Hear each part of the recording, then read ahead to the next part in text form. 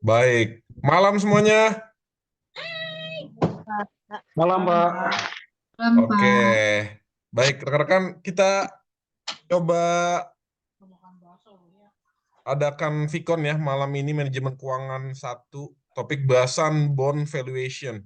Ini salah satu topik khas dari corporate finance gitu ya rekan-rekan. Sesi sebelumnya kita belajar stock valuation. Nah itu semoga rekan-rekan semua menyimak rekaman sesi lalu gitu ya, karena itu bermanfaat sekali rekan-rekan ya. Gitu ya. Jadi saya ingin coba berbagi gitu ya pengalaman, ilmu. Nah, itu rekan-rekan harus bisa coba pelajari, pahami gitu ya instrumen-instrumen aset keuangan. Nah, itu ya, itu penting ya rekan-rekan ya. Nanti rekan-rekan lulus dari Unsia gitu ya, tertarik di dunia investasi ya salah satunya saham yang lalu ya. Kemudian juga sekarang saya akan bahas mengenai instrumen keuangan lainnya yang cukup juga sangat populer di Indonesia adalah obligasi. Gitu ya rekan-rekan ya. Jadi kita mengenal istilahnya bonds. Gitu. Baik, suara saya terdengar ya rekan-rekan semua ya. Jelas, Benar, Pak. Pak. Iya, Oke. Pak. Jadi kita mulai saja ya rekan-rekan semua. Selamat malam semuanya. Assalamualaikum warahmatullahi wabarakatuh. Waalaikumsalam warahmatullahi wabarakatuh. Shalom, Om Swastiastu, Namo Buddhaya, salam kebajikan, salam sehat untuk kita semua. Baik, rekan-rekan yang saya banggakan gitu ya, kita coba adakan Vicon mengenai tadi topik bahasan bond valuation atau valuasi penilaian dari obligasi gitu ya. Nah ini rekan-rekan kemarin saya yakin nggak semuanya hadir di sesi sebelumnya mengenai stock valuation. Nah itu saya harapkan rekan-rekan sudah menyimak ya rekaman Vicon lalu. Saya ingin tahu sudah menyimak ya recordnya ya rekan-rekan ya. Sudah, Pak. Oke, yang nggak hadir gitu. Sudah ya, tolong disimak lagi ya, diputar ulang lagi karena itu penting. Karena capaian pembelajaran mata kuliah keuangan 1 ini saya harapkan rekan-rekan ini memahami minimal 2 chapter, 2 topik utama. Stock and bonds, saham dan obligasi. Rekan-rekan ini sebagai bekal rekan-rekan semua, gitu ya. Itu harapan saya. Jadi capaian pembelajaran mata kuliah corporate finance. Itu yang saya rancang ya rekan-rekan ya, karena saya koordinator. Saya penyusun silabus rencana pembelajaran semester dari keuangan 1 ini. Semoga rekan-rekan bisa memahami, harus paham.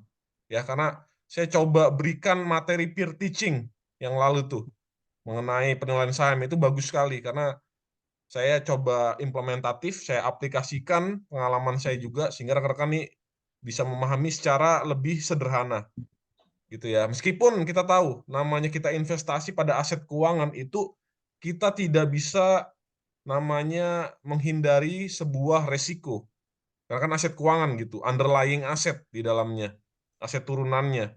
Nah, itu resikonya kita bisa ukur gitu ya.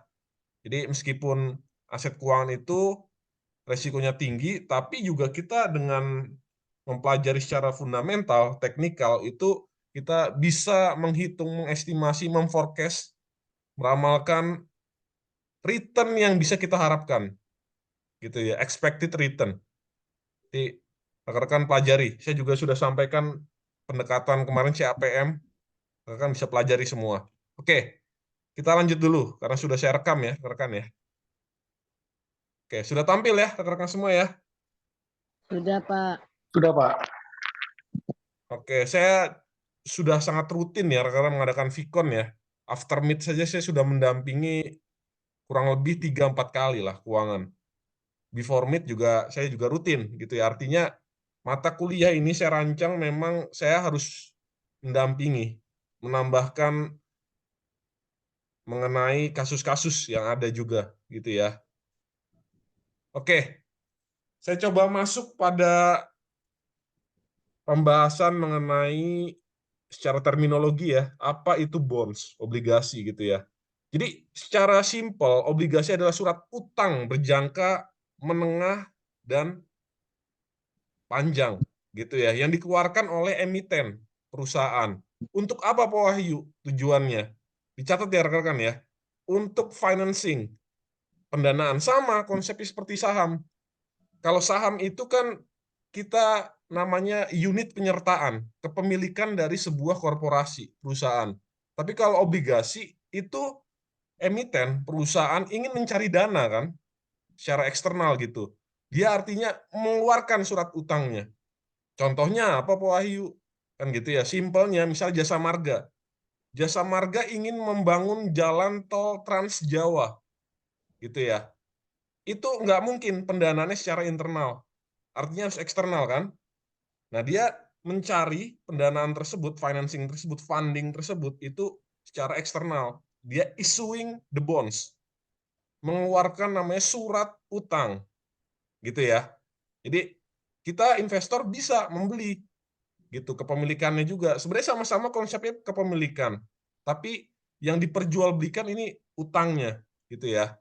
Secara simpel seperti itu, bisa diperjualbelikan surat utang dalam obligasi tentunya ya rekan-rekan ya. Nah, kita mengenal juga dalam bonds itu mengenal istilah pembayaran bunganya, kuponnya gitu ya. Nanti rekan-rekan belajar semua. Nanti kita belajar namanya juga dalam menilai, memvaluasi obligasi gitu ya. At discount, at par, at premium. Jadi obligasi itu punya penilaian tersendiri khusus gitu ya. Terhadap apa Pak Wahyu? Terhadap suku bunga dan terhadap coupon rate. Dicatat ya rekan-rekan ya, karena ini ilmu yang sangat implementatif. Sampai sini dulu clear ya, secara terminologi ya, apa itu obligasi ya, perbedaannya dengan stok saham. Gitu ya. Ada yang bingung gitu, silakan kalau dia mau bertanya ya. Karena ini konsep dulu saya jelaskan.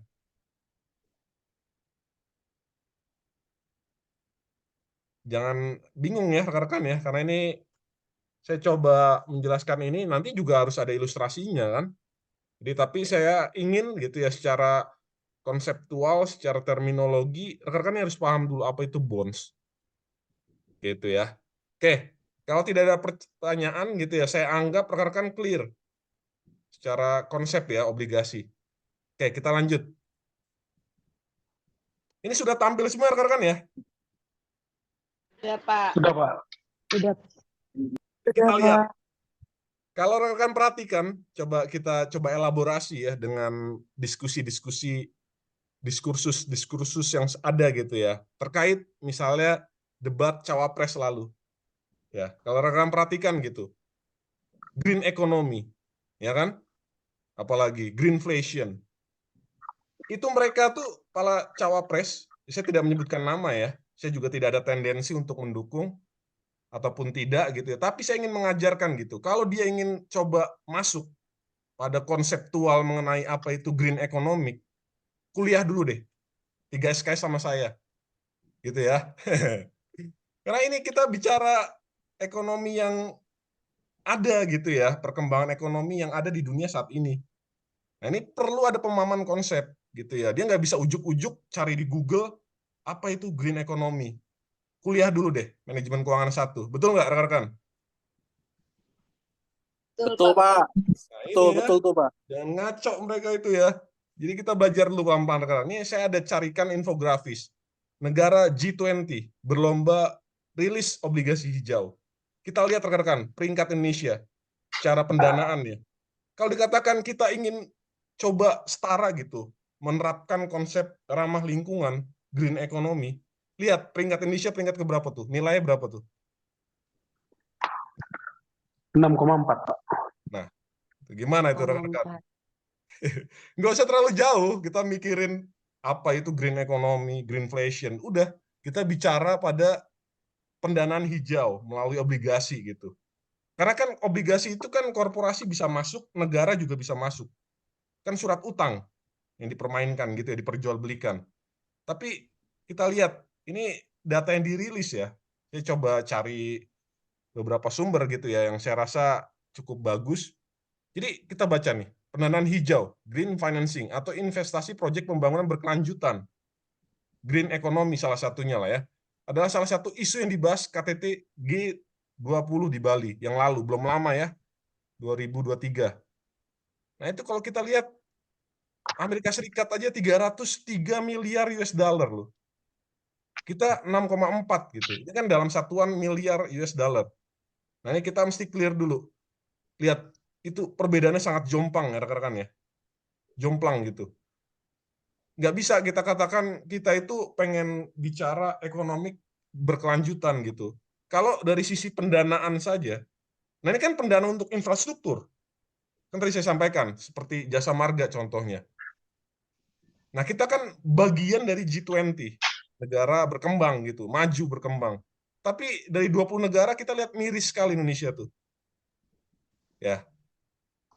Ini kan artinya apa?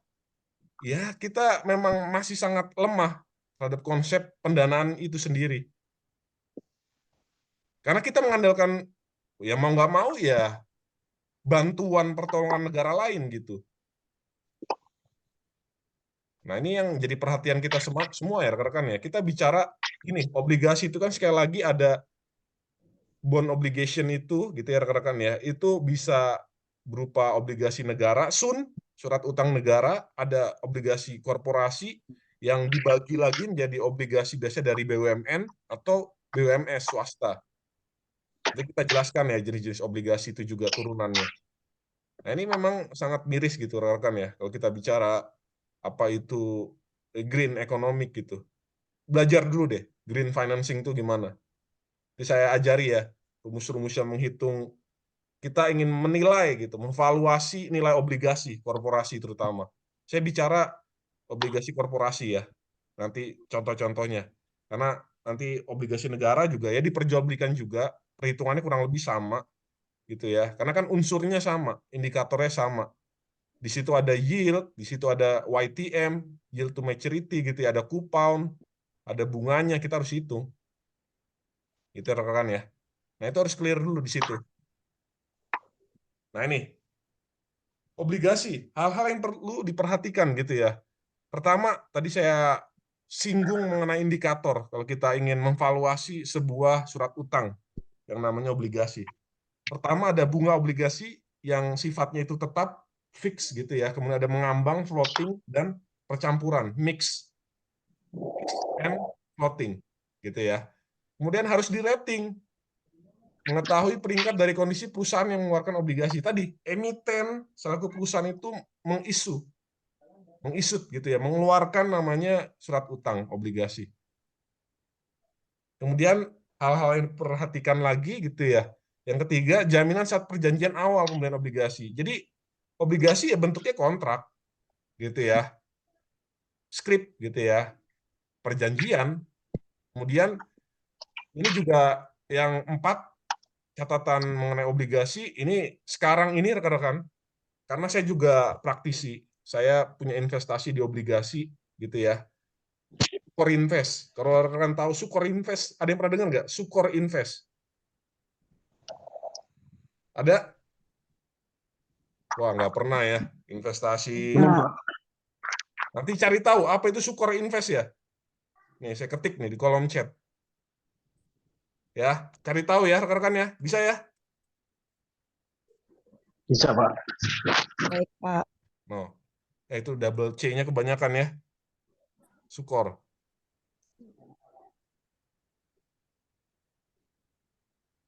Nah, saya ingin mendorong rekan-rekan itu harus melek gitu. Literasi mengenai aset keuangan itu harus rekan-rekan pahami. Gitu ya. Sekarang beli obligasi itu rekan-rekan bisa campur dengan saham, instrumen lain.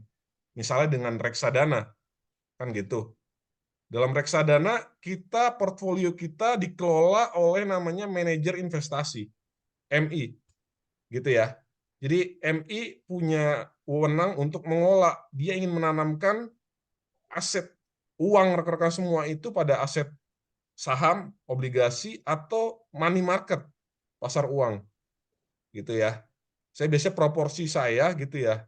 Kalau mau investasi di reksadana, 50% saya alokasikan untuk saham, 30% untuk obligasi, dan 20% untuk money market. Karena obligasi itu pada realnya, pada praktiknya, itu biasanya return-nya itu fix. Gitu ya, tetap. Kalau saham itu kan fluktuatif ya. Tapi ya saham itu makanya high risk, high return.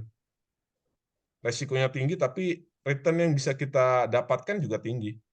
Nah itu ya. Ini nggak terbatas pembelian obligasi itu minimal 500 juta, nggak. Korporasi itu rekan-rekan bisa beli di Sukor Invest itu 1 juta kok tiap bulan. Rekan coba main namanya reksadana pengelolaan tadi ya obligasi dengan melalui manajer investasi, melalui melalui Bibit. Ajaib saham, full saham ya. Tapi kalau Bibit itu portfolio aset-aset keuangan, obligasi di dalamnya. Rekan bisa juga beli SUN, gitu ya, surat utang negara. Jadi kalau nanti saya bahas ya mengenai SUN itu apa ya. Rekan-rekan percaya nggak negara itu bisa kolaps? Bisa, Pak. Saya, Pak. Bisa ya. Jadi rekan-rekan nanti cari tahu, udah banyak sekali negara-negara terutama setelah after outbreak COVID ya, itu mengalami kolaps gitu ya. Turki, Argentina, sebutkan lagi negara-negara lain berkembang gitu ya. Yang memang negara itu bisa loh gitu ya, bangkrut, gulung tikar, hampir menuju ke situ ya. Cuman ya kita jangan sampai Indonesia pada fase gitu ya, gulung tikar. Kita nggak mengharapkan ya, gitu ya rekan-rekan. Turki itu selamat karena pariwisatanya mulai bangkit lagi setelah COVID. Before COVID itu kan juga ada bencana gitu ya. Kemudian juga sektor-sektor lain tidak mendukung, akhirnya ya kolaps juga. Karena tapi fokusnya kalau Turki pemerintahannya kan kuat dalam industri pariwisatanya sehingga bangkit lagi. Nah, Indonesia ini harus kita temukan gitu. Kita kan mengklaim ya, kita kuat pada sektor maritim gitu atau manufaktur gitu ya. Tapi kita lihat gitu ya, ke depan seperti apa. Gitu ya. Oke, kita lanjut.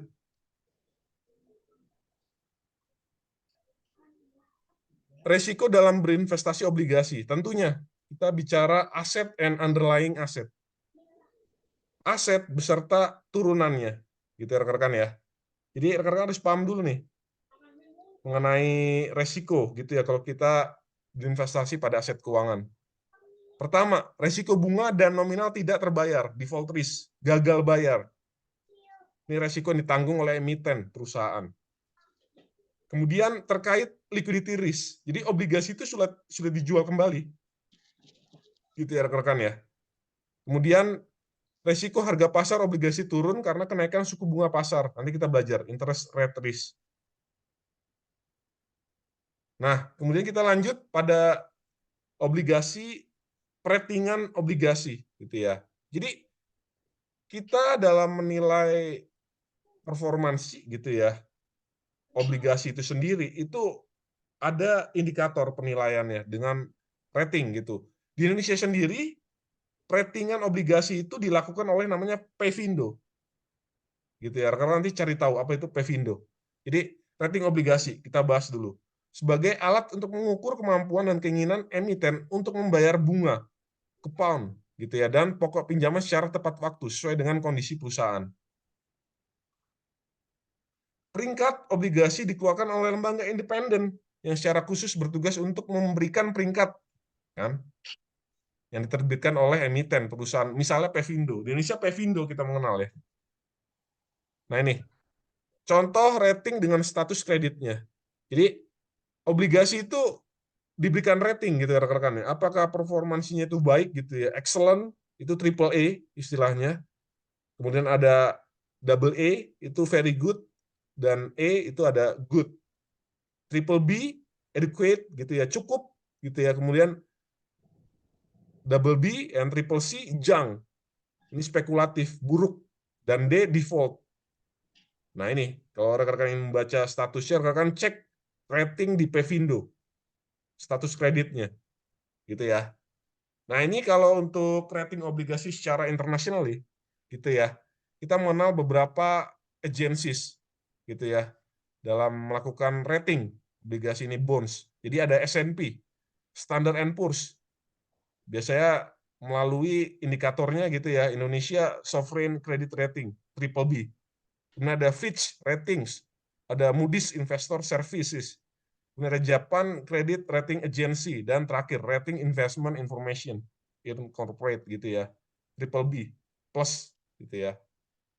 Nah, itu rekan-rekan bisa harus pelajari gitu ya, mengenai kondisi-kondisi yang ada. Nah ini, tadi saya singgung di awal ya, bahwa kita harus paham juga mengenai jenis-jenis obligasi. Berdasarkan penerbitnya, tadi ada obligasi itu terbagi sebenarnya menjadi dua, government bonds and corporate bonds. Dicatat ya rekan-rekan ya, dipahami. Jadi obligasi berasal dari pemerintah pusat dan daerah untuk government. Untuk corporate dari BUMN dan swasta BUMS. Sampai sini dulu clear ya, rekan-rekan ya. Clear, Pak. Oke, jangan sampai bingung ya. Ini ilmu yang bermanfaat nih. Karena kemarin stock valuation, saya rasa kalau rekan-rekan perhatikan, rekan-rekan saya doakan menjadi investor yang sukses. Gitu ya. Harus dipelajari. Itu artinya Tubal. Rekan-rekan, ada sebuah petuah, wejangan gitu ya, dari orang-orang yang sukses di Indonesia konglomerat. Dia menyampaikan gitu ya, bahwa kita nggak bisa gitu, hanya bekerja. Gitu ya. Mungkin selama usia produktif, kita bisa bekerja mendapatkan salary yang bagus, income yang baik. Tapi rekan-rekan ingin gitu, punya passive income. Ya, passive income itu artinya di umur 40 tahun gitu, rekan-rekan nggak harus bekerja secara aktif gitu ya, tapi investasilah, berinvestasilah ya, sehingga uang itu yang mencari kita, bukan kita mencari uang lagi. Itu kan harapan kita 40 tahun ke atas gitu ya, kita coba bisa berinvestasi gitu fokusnya. Jadi kita sambil tidur gitu ya, ataupun kita holiday, liburan, itu kita punya passive income. Kan mau kan, rekan-rekan semua seperti itu kan? Ada yang nggak mau? Mau, Pak. Makanya pelajari instrumen saham dan obligasi. Ya, saya sudah sampaikan di Vicon lalu, saham itu kunci, obligasi juga. Makanya dipahami semua instrumen ini. Bisa ya? Bisa, Pak. Oke. Kita lanjut. Nah ini. Jenis obligasi selanjutnya berdasarkan coupon. Itu ada coupon bonds, obligasi berbunga, dan zero coupon bonds, obligasi tanpa bunga. Kemudian berdasarkan jenis kuponnya, ada fixed rate bonds, floating rate bonds, dan mixed rate bonds. Tadi saya sampaikan sudah di awal ya. Nah ini, kita masuk pada pembahasan terminologi indikator kita memahami obligasi. Kita mengenal istilah nilai pari atau nilai nominal. Nilai yang tertera pada kertas obligasi dan mewakili jumlah uang yang dipinjam oleh perusahaan dan akan dibayarkan pada saat jatuh tempo. Maturity date gitu ya. Nanti kita pelajari dengan ilustrasi rekan-rekan ya. Kemudian ada lagi indikator selanjutnya, kita harus memahami namanya coupon atau tingkat bunga, coupon rate. Jumlah bunga tetap yang harus dibayarkan setiap tahun oleh perusahaan yang mengeluarkan obligasi. Tadi namanya apa? Emiten. Perusahaan yang mengisut obligasi. Coupon bonds. Contoh, par value 110.000, sorry, 10.000 rupiah. Kemudian bayar kupon 1.000 per tahun, artinya kupon sebesar 10%. Gitu ya, dari nilai par. Biasanya nanti saya kalau memberikan soal UAS gitu ya, ujian, itu kan nanti menjawab soal ya rekan-rekan ya. Jadi par value itu biasanya nilainya antara dia either 1.000 gitu ya, sorry, 10.000, 100.000, ataupun 1 juta. Biasanya genap gitu. Saya buat ilustrasi ya, itu nilai par. Artinya kalau nanti muncul kupon gitu ya, persentase bentuknya coupon rate gitu ya, namanya coupon rate. Maka harus hitung dulu kupon itu dibayar berapa. Caranya gimana Pak Wahyu? Hitung dikali par value dikali coupon rate-nya. Maka harus paham nih. Jadi nanti jawab UAS jangan ngaco gitu ya. Oke. Kemudian ada maturity date. Indikator selanjutnya, jatuh tempo. Tanggal di mana nilai par harus dibayar, harus segera dibayar. Namanya utang, ya rekan-rekan ya. Karena kan ngutang di bank aja bunga dibayar nggak? Harus dibayar nggak? Selain pokok gitu. Bayar, Harus, Pak. Pak. Bayar. Nah, ya udah, makanya ini juga sama instrumennya ya, obligasi juga. Nah, ini kita masuk pada ilustrasi selanjutnya mengenai obligasi ya, kasus harga obligasi yang diperdagangkan biasanya dinyatakan dengan angka persentase tanpa persentase. Persentase tanpa persentase. Nanti kita lihat. Contoh, jika harga penutupan sebuah obligasi adalah 105, berarti obligasi itu diperdagangkan pada 105% dari nilai par, nilai nominal. Jadi tadi nilai par itu genap biasanya, 100, 1000, 10.000, 100.000, 1 juta, seterusnya. Jadi ini ada, kita lihat nilai penutupan 105, gitu ya. Iya. 100 Nah, miliar. nanti kita pelajari lagi dengan soal ya, lebih jelas, komprehensif gitu ya. Oke, harga obligasi dipengaruhi tingkat suku bunga perbankan. Sekali lagi, Oh, gitu ya. Mm. Ada yang ingin bertanya, rekan-rekan? Saya lihat ada yang on mic ya, on mikrofon. Kalau tidak, mohon bisa disesuaikan ya, agar kita bisa lebih fokus, bisa di-mute dulu ya. Terima kasih. Oke, selanjutnya jika suku bunga lebih besar daripada coupon rate, itu kita mengenal istilahnya adalah dijual at discount. Ini istilah-istilah ini harus dipahami ya rekan-rekan ya. Jadi saya akan coba lingkari istilah-istilah ini at discount. Oke. Kemudian selanjutnya, jika suku bunga sama dengan coupon rate, maka kita mengenal instrumen tersebut dijual pada saat kondisinya adalah at par. Ini sama nih, suku bunga sama dengan coupon rate. Ya. Kemudian jika suku bunga kurang dari coupon rate, maka kita mengenal istilahnya adalah dijual pada saat harga premium. At premium.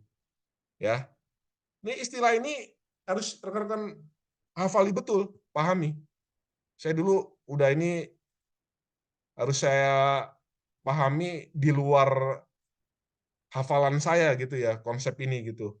Suku bunga di atas coupon rate itu at discount. Selanjutnya lawannya paling mudah ya at premium. Kalau sama berarti ya at par. Simpel itu. Simpel itu ya rekan-rekan semua ya.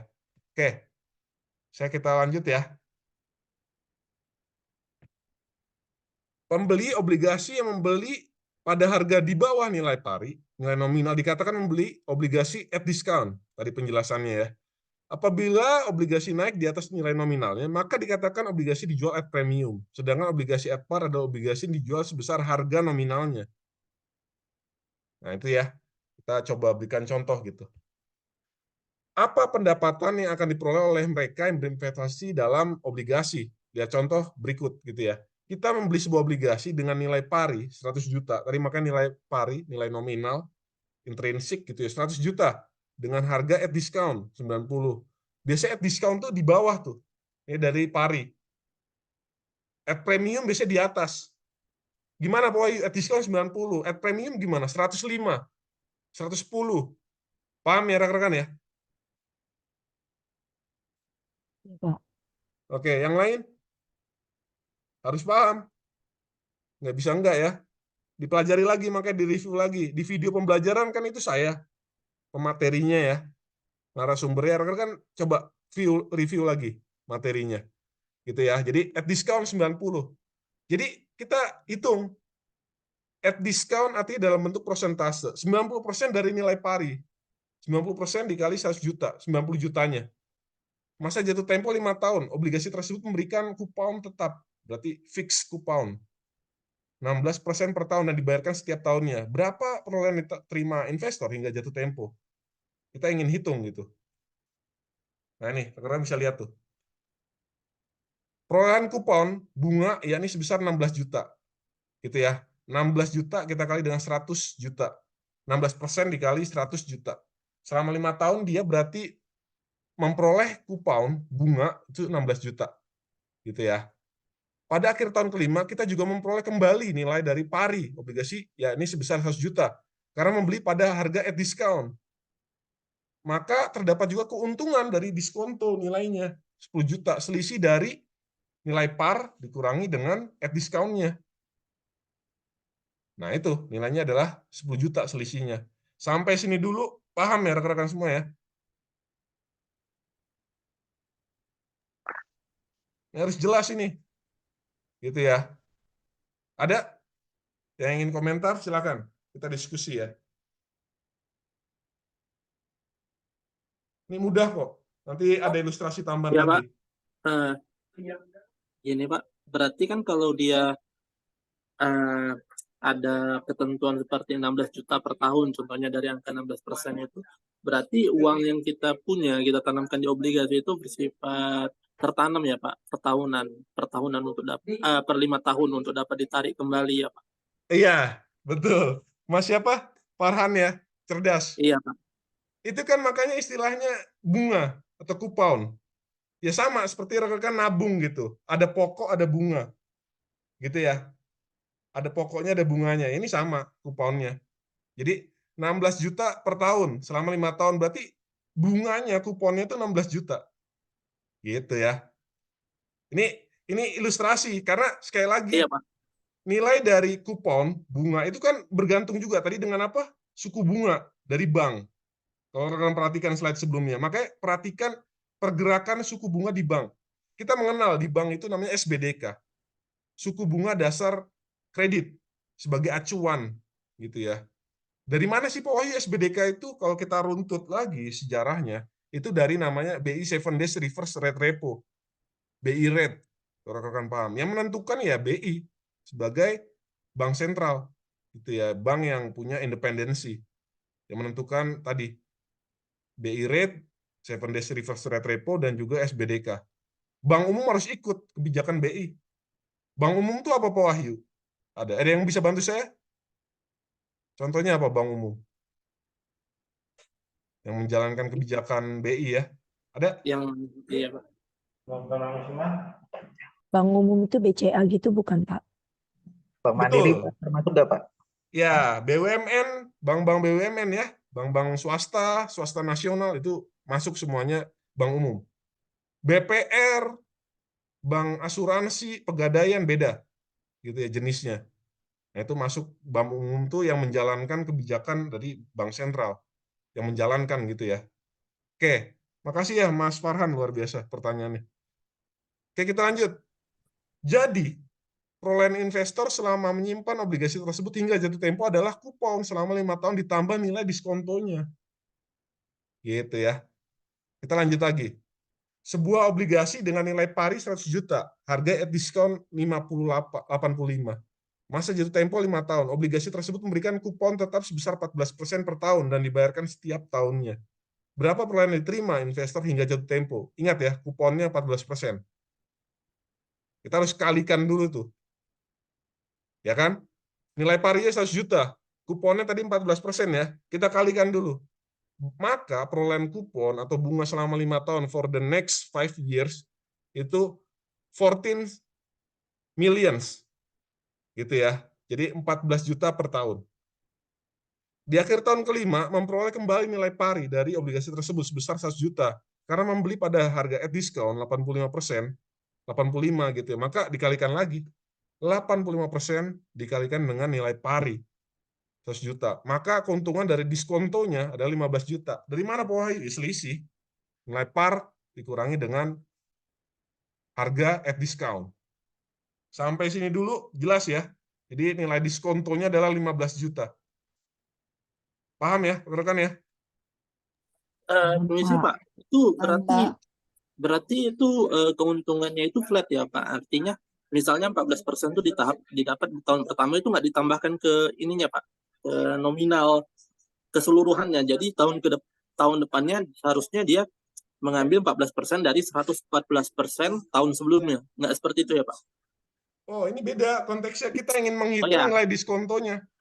Oh, nilai diskonto. Oke. Ya, jadi kita mengenal obligasi itu nggak hanya kupon bunga, tapi diskonto. Ya, Mas Farhan ya. Maka ini harus dipahami dulu. Gitu ya. Kita lanjut. Ini harus banyak soal latihan. Jadi, perolehan investor selama menyimpan obligasi tersebut hingga jatuh tempo, due date, maturity due date, adalah kupon selama 5 tahun ditambah nilai diskonto. Gitu. Ini ilustrasi aja, misal 70 juta ditambah 15 juta, 85 juta. Kita ingin dapat gitu, angka at diskon 85 juta. Coba kita berikan asumsi gitu, ya rekan-rekan ya. Oke, investasi obligasi juga dapat memperoleh keuntungan. Kita mengenalnya capital gain. Kalau kita untung, kalau kita rugi apa? Istilahnya. Kita ngejual nih obligasi kita, gitu ya. Ternyata merugi, gitu, tidak untung. Namanya adalah capital loss. Ya, rekan-rekan ya. Itu hal umum. Bahkan di instrumen saham kita mengenal kan, ada capital gain, capital loss, or dividen. Kalau dividen pasti itu sifatnya rutin, fix. Kalau capital gain, capital loss itu adalah selisih antara harga jual dengan harga beli. Gitu ya. Oke. Dengan soal sebelumnya di mana nilai pari 100 juta rupiah dibeli at discount. Makanya sekali lagi, kalau rekan-rekan perhatikan tuh at discount tuh pasti di bawah nilai pari. At premium gimana Pak? Ya tadi saya sampaikan di atas nilai pari 105, 110, 101 pun itu dikategorikan adalah at premium. Gitu ya. Maka di akhir tahun ke-1 setelah pembayaran kupon ke-1 kita dapatkan ternyata harga dari obligasi tersebut meningkat menjadi 95 juta. Ini cerita gitu ya, runtutan ya, rekan-rekan ilustrasinya. Kita dapat memperoleh capital gain dengan menjual obligasi tersebut di harga 95 juta rupiah. Sehingga dari sisi harga beli dan harga jual obligasi, kita dapat memperoleh keuntungan sebesar 5 juta ditambah dengan bunga kupon yang telah kita terima sebelumnya sebesar 16 juta. Tadi ya, ini runtutan pakai rangkaian. Rekan pelajari lagi nanti. Nah, maka total keuntungan kita dalam satu tahun nih ya, adalah sebesar 21 juta. Dari mana tuh? Atau 23,3%. 5 juta ditambah 16 juta dibagi dengan 90 juta.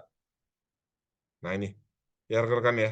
Ini adalah keuntungan, capital gain yang kita peroleh dari obligasi dalam satu tahun. Nilai obligasi di antara dua tanggal pembayaran bunga. Dalam melakukan transaksi obligasi di antara tanggal pembayaran bunga, ada beberapa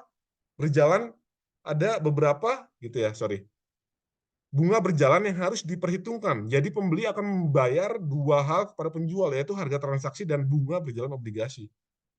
Nah ini ya, dasar perhitungan bunga berjalan adalah 1 bulan ada 30 hari, 1 tahun adalah 360 hari. Nah ini menggunakan sebenarnya kalender operasional perusahaan di Indonesia, 360 hari. Biasanya kalau di luar negeri 365 di US, Amerika ya.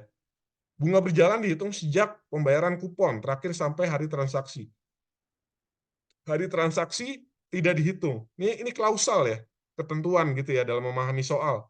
Ini guideline gitu, petunjuk.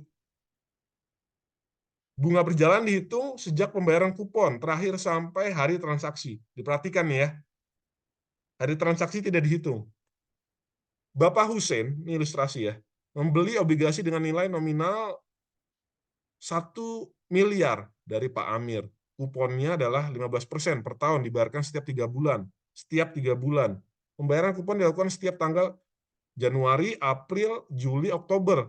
Transaksi obligasi dilakukan pada Juni, 5 Juni 2003 pada harga 98,5. Berarti ini jelas, kita hitung selama 3 bulan, stop di bulan Juni.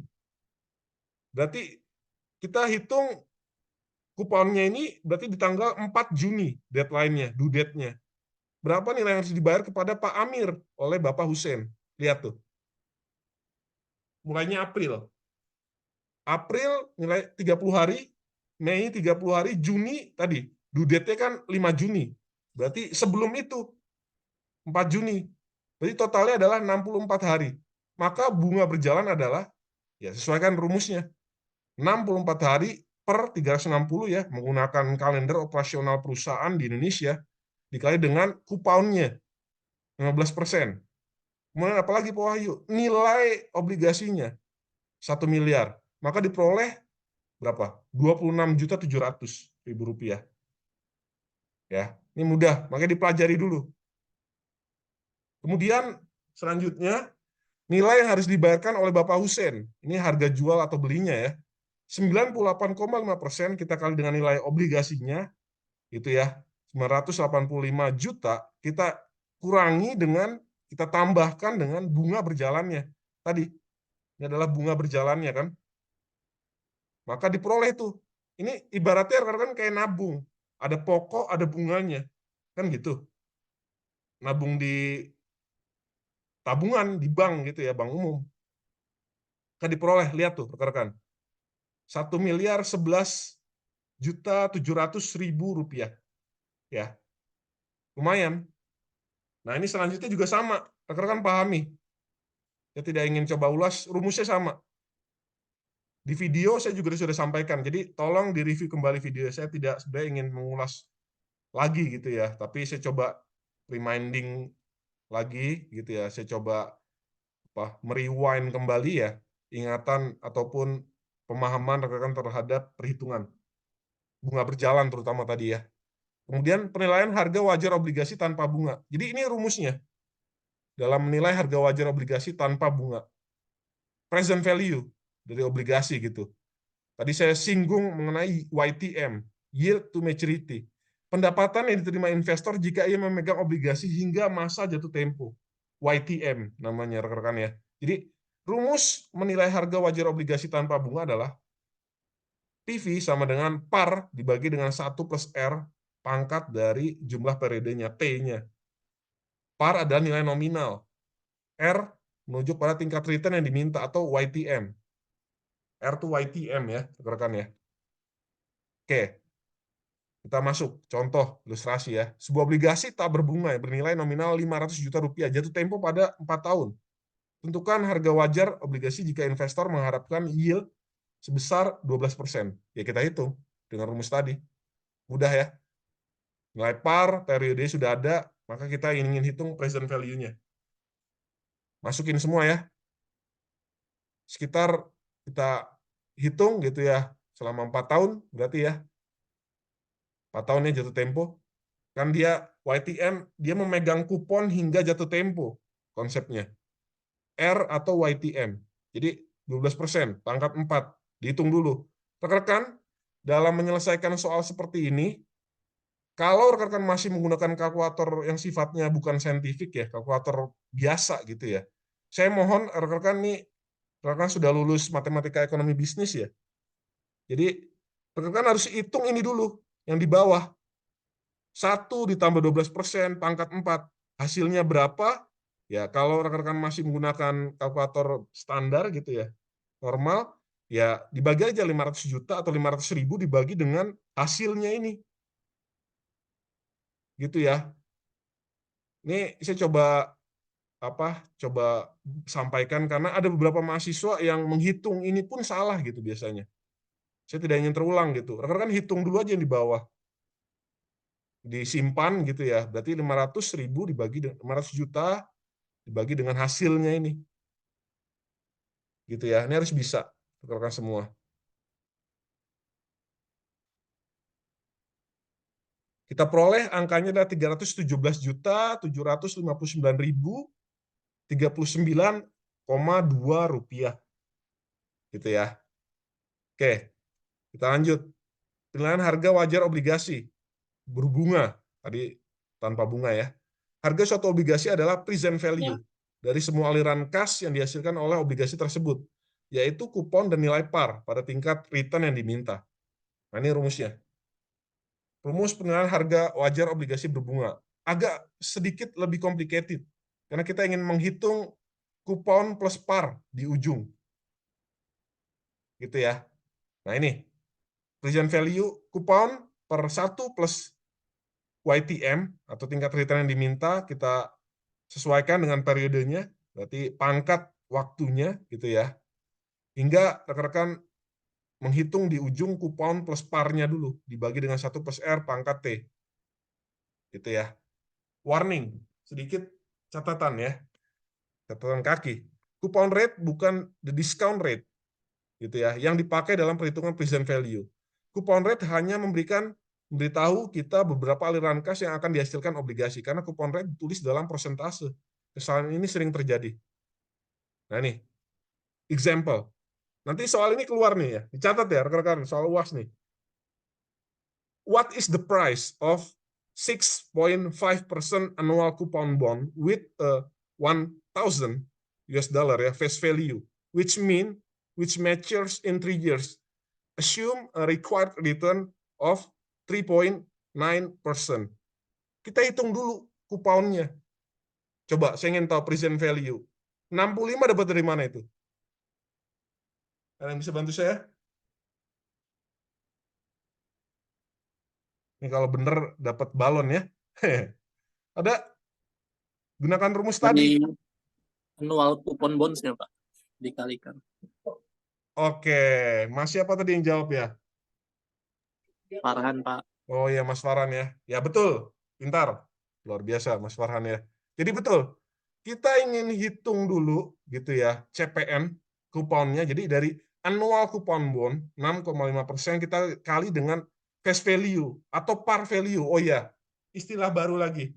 Rekan-rekan catat di catatan buku rekan-rekan semua, mata kuliah manajemen keuangan ini, biasanya saya akan coba memblurkan, memberikan jebakan gitu ya. Istilah par value itu saya ganti dengan face value. Jadi rekan harus paham, itu sama.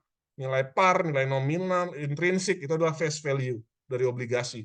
Jadi 1.000 kita kali dengan 6,5%. Kita dapat 65 kuponnya. Selanjutnya kita hitung yang bawah tuh. 1 plus YTM, 1 plus required rate. Ya. Jadi 1.000 kita kali dulu dengan required rate return. Assume di bawah nih. Saya coba langsung bahas aja rekan-rekan, dicatat ya. Jadi jangan nanti bingung saat UAS. Kita harus hitung lagi. Face value 3,9 kita kali dengan face value. FV. Ya, 1.000. Berapa? 39. Kita tambah 1.039 berarti totalnya, ya kan? Dia memegang obligasi selama 3 tahun. Kan gitu, YTM-nya. Berarti pangkat 3 tuh. Ya udah, kita hitung semuanya. Present value-nya adalah 1.072,29 US dollar. Paham ya, rekan-rekan ya?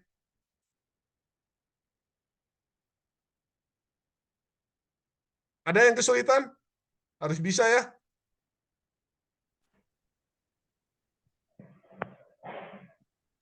Ya, bisa asumsinya berarti. Kalau kita bicara finance itu juga harus berpikir secara ya konseptual, harus ada tambahan ilustrasinya, tapi kita juga harus berpikir sebuah asumsi gitu. Gitu ya. Ini kan makanya assume. Ya. Kalau ditanya gitu, wah yuk record rate-nya dapat dari mana 3,9%? Ya kan assume. Apa kalau dalam bahasa Indonesia assume tuh? Ada yang bisa bantu saya menerjemahkan, mentranslasikan? Asumsi kan? Asumsi. Nah, itu ya, rekan-rekan semua ya. Nah, tapi ini harus rekan-rekan pahami gitu ya. Asumsinya ini ya sudah terukur gitu. Ya rekan-rekan ya, nggak asal-asalan lah. Nah, kita lanjut. Ini latihan selanjutnya ya. Coba saya ingin tahu. Nah nih, agak kompleks ya. Makanya menghitung nilai wajar obligasi dengan bunga ini lebih kompleks dibandingkan tanpa bunga. Tadi ada 2 ya, without bunga gitu ya, with bunga. Seorang investor ingin memprediksi harga obligasi berkupon dengan nilai nominal 100 juta rupiah. Tingkat kupon 16%, jatuh tempo 5 tahun, tingkat keuntungan yang disyaratkan investor atau YTM, yield to maturity sebesar 18%. Berapa harga yang tepat untuk obligasi tersebut? Ya kita hitung, rumusnya tadi. PV, misalnya ya, present value. Kita hitung kuponnya dulu. Jadi kuncinya, rekan-rekan, sekali lagi, ini biar cepat ya. Nah, waktu berjalan terus, jadi saya coba jelaskan sesimpel mungkin sehingga rekan-rekan paham. Rekan-rekan harus hitung kupon dulu. Ya, kalau ada soal seperti ini. Ya tadi, annual coupon rate 16%, nilai face value-nya atau par value-nya atau nilai nominalnya adalah 100 juta. Ya kita kali, maka kita dapat nilai kupon 16 juta. Ya udah, kita masukkan semuanya rekan-rekan ya. Karena kita peroleh selama 5 tahun adalah 93 juta 740.000 kurang lebih ya. Sesuaikan saja komanya di belakangnya ya. Oke. Ini yang saya harapkan ya rekan-rekan, latihan soal. Pahami soalnya.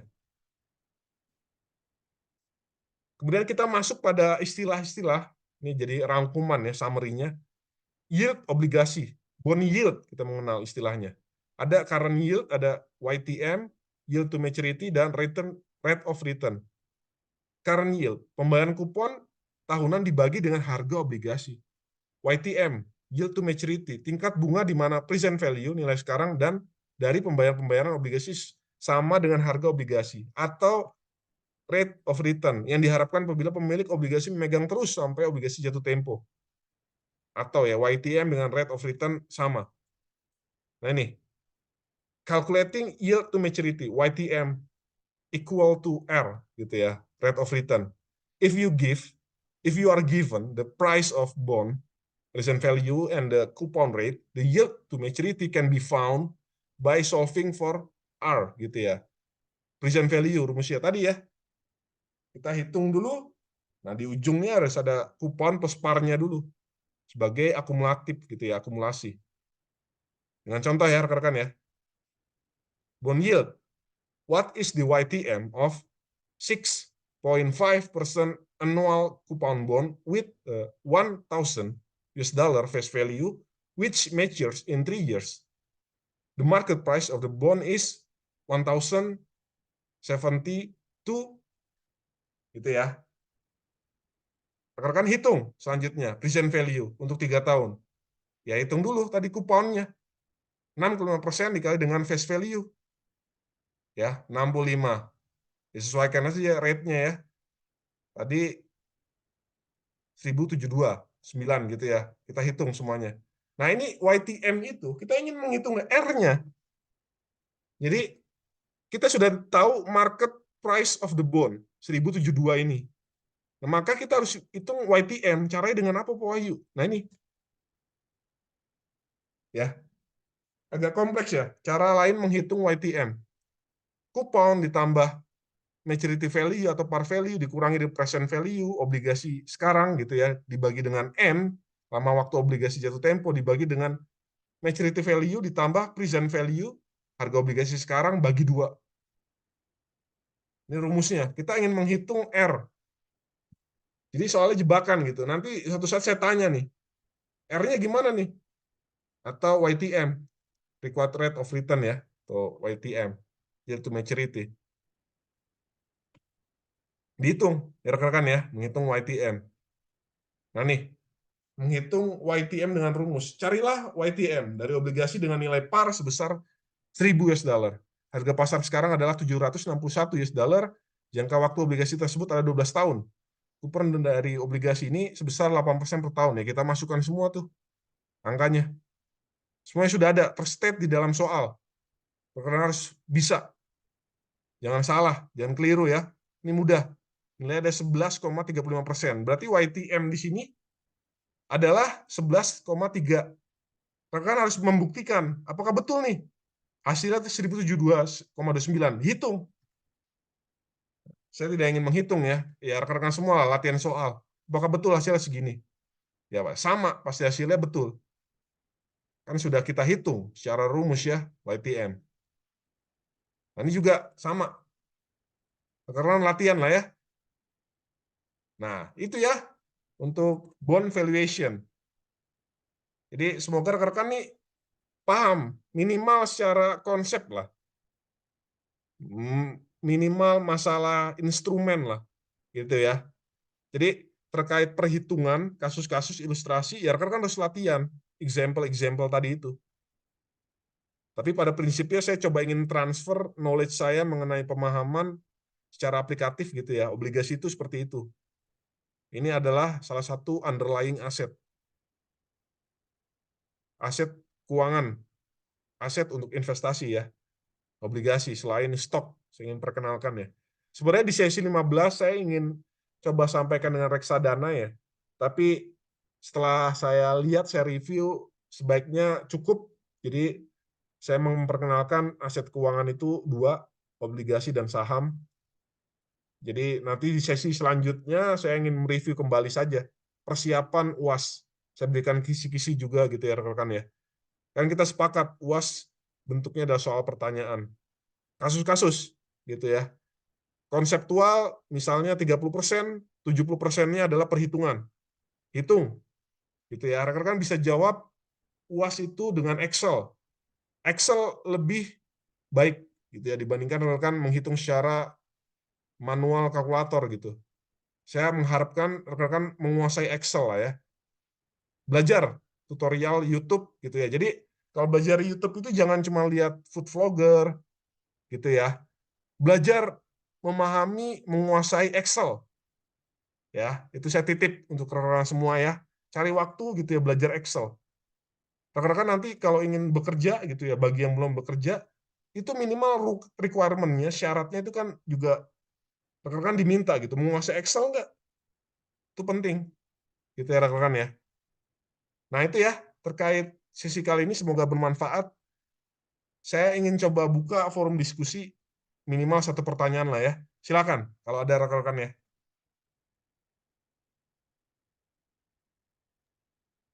Wahyu, Ada? Oke, silakan. saya tanya sedikit Pak. Oke, boleh. Eh, Gurita yang ya. obligasi tanpa bunga itu tadi ya Pak. Perbedaannya sama yang obligasi dengan bunga. Seperti ini bukan ya Pak? Obligasi yang tanpa bunga itu, misalnya harga obligasinya 500 juta ya tadi kan Pak. Kita bayar atau setor ke perusahaan penerbit obligasi itu sejumlah present value gitu ya Pak. Nanti 5 Iya, tahun lagi kita dapat 500 juta gitu ya Pak. iya, Oh, sedangkan kalau yang dengan bunga kita sejumlah harga obligasi itu nanti setiap tahunnya dapat bunga gitu ya Pak ya? iya. Kita hitung dulu kuponnya tadi ya Bu ya, ditambahkan Iya, iya. gitu. Oh, Ya, oke Pak. simpelnya seperti itu. Ya, makasih Pak. Ya. Jadi memang kalau rekan-rekan itu kan perhitungan teori ya, di atas kertas teori gitu. Ya rekan-rekan makanya coba terjun gitu, investasi ke obligasi. Apakah betul gitu ya teori tersebut? Menghitung nilai obligasinya, menghitung tadi apa lagi tuh? Tadi ya obligasi tanpa bunga, kemudian menghitung YTM. Ya rekan-rekan harus aplikasikan gitu, diterapkan. Caranya gimana Po? Ya investasi, obligasi gitu ya. Minimal di bibit lah. Reksadana kan diatur dikelola oleh manajer investasi. Gitu ya rekan-rekan ya. Tuh makasih ya Mbak Rita ya, tadi pertanyaannya bagus. Oke, ada lagi? Ada Pak. Oke, silakan Mas Farhan ya. Ah, Begini Pak, dalam obligasi itu kan kayak dibilang tadi kita menyetor nanti perhitungan segala macam, ada tax rate-nya, apa itu bunga rate bunganya dan sebagainya. Tapi ada nggak kemungkinan kalau dia akan gagal bayar nantinya Pak? Nah, tadi apa? Kalau rekan-rekan perhatikan di slide-slide awal saya, PowerPoint yang saya sampaikan itu default risk, resiko gagal bayar dari emiten sering terjadi. Ya ini memang makanya itu adalah resiko gitu. Ya rekan-rekan ingin mendapatkan sebuah return terus gitu ya. Ya, tapi namanya kita berinvestasi, ya kita harus ada trade off dong. Nggak bisa gitu. Apa rekan-rekan ingin untung saja kasarnya, dapat return terus, nggak bisa. Trade off-nya apa Pak? Ya loss. Tadi ya, salah satunya misalnya gitu. Ataupun ya hal terburuk ya tadi default risk, gagal bayar. Gitu ya Mas Farhan ya. Ini apalagi kan Baik Pak. instrumennya kita kan menjaminkan gitu ya, mengeluarkan surat hutang gitu. Nah, ini kan tentunya ada resiko gitu. Makanya sekali lagi jangan pikir gitu ya, karena saya coba beri konklusi gitu ya. Hanya perusahaan saja yang bisa gagal bayar, corporate gitu ya, atau emiten tadi perusahaan. Tapi di level state, di level nation, negara, itu bisa gagal bayar loh, terbukti gitu ya. Negara-negara yang berkembang gitu yang akhirnya punya apa ya, menghadapi gitu ya, resiko gagal bayar hingga hampir gitu ya gulung tikar. Itu memang mengerikan ya rekan-rekan ya. Jadi bahkan rekan-rekan tahu ada sebuah obligasi korporasi gitu yang sudah melantai di bursa internasional. Ada yang tahu nggak? Menjadi namanya itu menjadi ciri khas di Indonesia. Rekan-rekan cari tahu nanti ya. Jasa Marga sudah melantai di bursa. Ada yang tahu? Kalau betul, saya berikan nilai 100 nih, manajemen keuangan. Jangan googling. 1, 2, 3, 4, 5. Berarti nggak tahu ya. Namanya dicari ya, Komodo Bonds. Komodo, Pulau Komodo ya. Jadi Komodo Bonds. Dia melakukan pendanaan secara eksternal, mendunia yang melantai di bursa Wall Street, Amerika ya. Jadi namanya adalah Komodo Bonds. Itu 2014. Nama sebuah wilayah ya. Sebuah apa ya, bukan wilayah ya. Ciri khas lah, signature dari Indonesia. Komodo Bonds dipilih gitu ya namanya. Yaitu obligasi itu bisa going internasional gitu. Go internasional ya. Kayak itu bagus juga pendanaannya nggak hanya dibatasi di bursa-bursa Indonesia, tapi di luar negeri. Itu bagusnya juga ya. Ya, saya juga berharap gitu, saham kita bisa melantai di Wall Street. Obligasi saja bisa gitu ya, saham harusnya bisa. Sebenarnya sudah ada juga saham yang sudah melantai di bursa internasional ya. Rekan-rekan cari tahu saja. Gitu ya rekan-rekan ya. Jadi aset-aset keuangan ini rekan-rekan minimal kuasai lah ya. Saya titip gitu ya. Apa itu saham, obligasi, sayang ilmunya nih rekan-rekan ya. Jadi nanti ketemu saya lagi di manajemen keuangan 2, saya akan lebih dalam bahas secara fundamental. Gitu ya, lebih jauh. Memprediksi namanya expected return melalui perhitungan proxy capital asset pricing model ya, CAPM ya. Capital asset pricing model. Nanti saya ajari dengan kasus-kasus juga. Gitu ya. Tapi saya mohon rekan-rekan nih di keuangan 1 ini pelajari dulu secara konsep minimal ya. Apa itu saham, apa itu obligasi. Sehingga saya tuh ada rasa kepuasan gitu ya. Kelegaan saya sebagai dosen pengampu gitu ya. Kelas ini ya rekan-rekan ada luaran yang setidaknya menjadi bekal lah ya. Rekan-rekan nanti apa ya di industri gitu ya. Di sini ada yang cita-cita jadi investor? Harus ada ya. Terus saya dorong terus. Gitu ya, rekan-rekan semua ini harus semangat gitu ya. Pelajari lagi, saya titip ya. Rekan-rekan semua ya. Ini mahasiswa manajemen luar biasa. Saya selalu doakan yang terbaik ya, rekan-rekan semua ya. Jadi menjadi orang sukses itu mudah menurut saya. Ya kuncinya ya rekan-rekan kerja keras lah. Tapi perlu dicatat, umur 40 tahun tuh rekan-rekan harus punya passive income. Ya rekan-rekan enjoy misalnya nanti rekan-rekan investasi pada properti, real estate gitu ya. Ataupun ya tadi saham atau obligasi. It's your own choice. Itu ya balik lagi kepada preferensi pilihan rekan-rekan semua gitu, investasi. Kan pengen kan rekan-rekan 40 tahun tuh rekan-rekan lagi bekerja gitu ya, ataupun berlibur ada passive income gitu yang datang. Ini salah satunya saya ajarkan ya rekan-rekan semua ya. Ya, aset-aset produktif lain, investasi produktif lain banyak juga. Real estate, properti ya banyak ya. Cuman ini saya perkenalkan instrumen aset keuangan yang terpercaya gitu ya, yang bisa kita ukur gitu secara secara saintifik gitu ya. Saya tidak mengajarkan sekali lagi di keuangan 1 ini mengenai aset-aset keuangan lain seperti cryptocurrency ya, Bitcoin, karena itu terlalu beresiko dan sudah banyak gitu ya penelitian yang mengatakan secara fundamental itu tidak bisa diukur aset-aset kripto ya. Kalau saham bisa gitu ya. Dari apa Boy? Ya kan namanya membeli kepemilikan, kinerja dari perusahaan, ya laporan keuangannya lah. Annual report, laporan tahunannya ya, laporan keuangannya sudah diaudit, itu kita bisa ukur semua. Gitu ya rekan-rekan ya. Obligasi juga sama, karena kan corporate, surat utang dari korporasi, emiten ya. Gitu ya. Jadi ini bisa kita ukur semuanya. Ini bukan judi gitu ya. Ataupun ini sebagai apa ya, ilmu yang terlalu gambling gitu. Enggak. Ini tuh bisa diukur secara saintifik gitu ya rekan-rekan ya. Jadi tolong dipelajari sekali lagi. Itu pesan saya rekan-rekan ya. Agar bermanfaat untuk rekan-rekan semua, kita semua gitu ya. Itu ya mungkin dari saya cukup karena baterai saya juga sudah habis. Jadi kita nanti ketemu lagi di sesi-sesi Vicon selanjutnya, persiapan UAS sesi 15 ya. Jadi ditunggu Vicon selanjutnya, rekan-rekan harus hadir ya. Mungkin cukup dari saya rekan-rekan ya. Ini luar biasa kelas ini. Saya ucapkan banyak terima kasih, tetap semangat. Kalau ada penyampaian dari saya yang kurang berkenan, saya mohon maaf. Sekali lagi rekan-rekan, kita sharing diskusi ya. Saya tidak berusaha menggurui, saya sharing knowledge, sharing experience gitu ya. Semoga rekan-rekan ini memahami gitu ya. Mungkin dari saya Terima cukup. kasih, Pak. Terima kasih. Ya, Terima kasih, Pak. oke. Baik, Terima saya kasih, rasa Pak cukup. Wahyu. Kasih Pak Selamat Wahyu. malam semuanya. Terima kasih Pak, selamat Wabillahi malam. taufiq wal hidayah. Wassalamualaikum Terima kasih, warahmatullahi Pak. wabarakatuh. Saya izin live ya Waalaikumsalam. rekan-rekan semua ya. Terima kasih kasih. semuanya. Selamat malam. Waalaikumsalam warahmatullahi wabarakatuh.